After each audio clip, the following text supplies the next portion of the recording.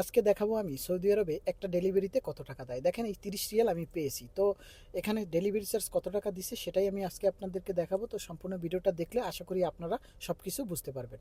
তো দেখেন এখানে লেখা আছে 29 রিয়াল 83 পয়সা। তো আমি কাস্টমারের কাছ থেকে এই টাকাটা নেব। তো কাস্টমার আমাকে 30 রিয়াল দিছে। এই যে 30 রিয়াল দেখতে পাচ্ছেন, এই 30 রিয়াল আমাকে কাস্টমার দিয়েছে। আর আমি এখন ড্রপ আপ দিব কিভাবে, তারপরে কিন্তু আমার অলরেডি ডেলিভারি চার্জটা শো করবে। আমি বিস্তারিত দেখাবো। এই যে আমি ড্রপ আপ দিচ্ছি, ড্রপ আপ দেওয়ার পরেই কিন্তু কত টাকা আমাকে দিল সেটাই দেখাবে।